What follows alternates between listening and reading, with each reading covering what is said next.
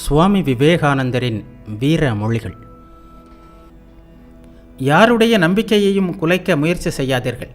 முடிந்தால் அதை விட சிறந்த ஒன்றை அவனுக்கு கொடுங்கள். முடிந்தால் அவன் எங்கே நிற்கிறானோ அங்கிருந்து அவனை முன்னுக்கு தள்ளுங்கள். அதை செய்யாமல் அவனிடம் இருப்பதையும் கெடுக்காதீர்கள்.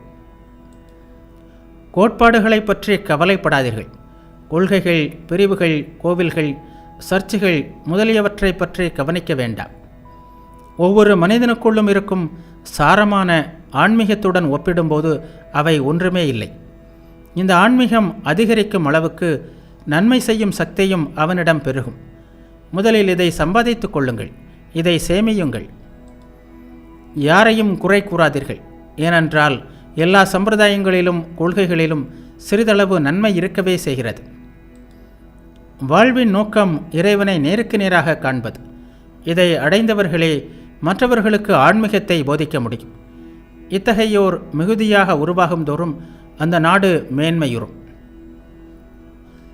சகோதரா, நீ அழுவது ஏன்? மரணமோ நோயோ உனக்கு இல்லை. நீ அழுவது ஏன் சகோதரா? துன்பமோ துரதிர்ஷ்டமோ உனக்கு கிடையாது.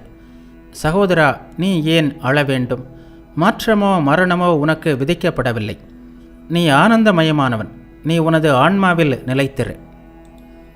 உனக்குள் அளவற்ற ஆற்றலும் அளவற்ற அறிவும் வெல்ல முடியாத சக்தியும் இருக்கிறது என்று நீயும் நினைப்பாயானால், அந்த சக்திகளை உன்னால் வெளியே கொண்டு வர முடியுமானால் நீயும் என்னைப் போல் ஆக முடியும். அறிவும் உடம்பும் சமச்சீராக வளர வேண்டும். இரும்பை போன்ற நரம்புகளும் கூர்ந்த அறிவும் இருந்தால் உலகமே உன் காலடியில் இருக்கும். பாவிகள், துயரில் உழல்பவர்கள், சம்சார தீயில் துடிப்பவர்கள், வழி தவறியவர்கள், இவர்களின் மோட்சத்திற்கு மேன்மைக்கு பாடுபடாமல் நாமும் ஒதுங்கிக் கொண்டால் அவர்களுக்காக வேறு யார்தான் கவலைப்படுவார்கள்? இந்த உலகின் துன்பங்களை நீக்குவதற்காக 1000 பிறவிகளை எடுக்க வேண்டியிருந்தாலும் நான் நிச்சயம் பிறப்பேன். அதனால் யாராவது ஒருவரின் துயரம் சிறிதளவு துடைக்கப்படுமானால் கூட நான் அதை செய்வேன்.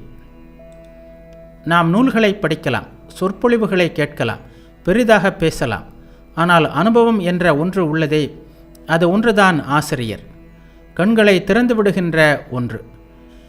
நாம் உள்ளது உள்ளபடியே இருப்பதுதான் மிக சிறந்தது. நாம் கற்றுக்கொண்டே இருக்கிறோம். புன்னகைகளின் வழியாகவும் கண்ணீர் துளிகளின் வழியாகவும் கற்றுக்கொண்டே இருக்கிறோம்.